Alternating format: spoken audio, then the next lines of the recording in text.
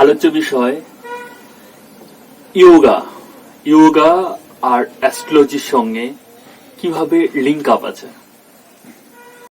একটা প্রাচীন সাবজেক্ট এবং অ্যাস্ট্রোলজিও একটা প্রাচীন সাবজেক্ট।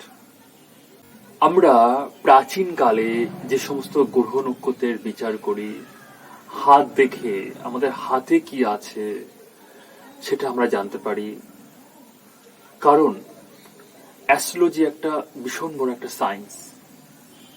কেউ বিশ্বাস করুক আর না করুক, এটা তর্ক আছে, কিন্তু অ্যাস্ট্রোলজির কাছে আমরা কেন যাব? কেন আমাদের জীবনে ইয়োগার দরকার আছে, প্রাণায়ামের দরকার আছে, স্পিরিচুয়ালিটির দরকার আছে, মেডিটেশনের দরকার আছে? কেন অ্যাস্ট্রোলজির সঙ্গে ইয়োগার সম্পূর্ণ লিঙ্ক আপ আছে? কারণ এই যে আমার হাত আছে, এই হাতে বোঝা যায় যে আমার 2 বছর পরে কি হবে, পাস্টে কি হয়েছে, বর্তমানে কি হবে এবং ভবিষ্যতে কি হবে। এটা সাইন্টিফিকলি, একদম সাইন্টিফিকলি টোটালটাই এই হাতে ফুটে ওঠে, এই সাপোজ যদি আমাদের কোনো বাধা থাকে তাহলে আমরা অ্যালার্ট হয়ে যেতে পারি। আর প্রত্যেক 4 মাস অন্তর আমাদের এই হাতের রেখা চেঞ্জ হয়ে যায়, আমাদের এই থিঙ্কিং অনুযায়ী আমরা যা চিন্তা করব তাই আমাদের এই হাতে সম্পূর্ণরূপে ফুটে উঠবে। ধরে নিন সামনে কোনো আমার বাধা আছে, আপনার 5 বছর, আপনার 10 বছর পরে। আমার ওন এক্সপিরিয়েন্স থেকে আমি বলছি,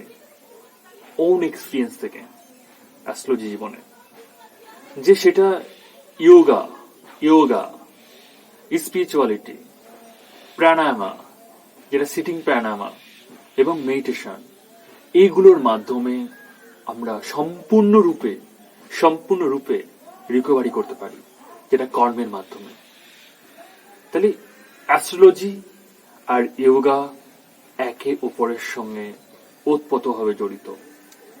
কারণ এখন ভারতবর্ষে ক্যান্সার মহামারী আকার ধারণ করেছে, তাই আমরা ইয়োগার মাধ্যমে, সিটিং প্রাণায়ামের মাধ্যমে, স্পিরিচুয়ালিটির মাধ্যমে ক্যান্সার মুক্ত ভারত করব। ক্যান্সার মুক্ত ভারত, একটা নতুন ভারত দেখব। যার ক্যান্সার হয় সে সাফার করে, যার ক্যান্সার হয় তার পরিবার সাফার করে, তাছাড়া পৃথিবীর কেউ সাফার করে না। তাই আমরা ক্যান্সারের হাত থেকে আমাদের এই ভারতবর্ষকে রক্ষা করব। এটাই আমাদের কাছে সবথেকে বড় চ্যালেঞ্জ।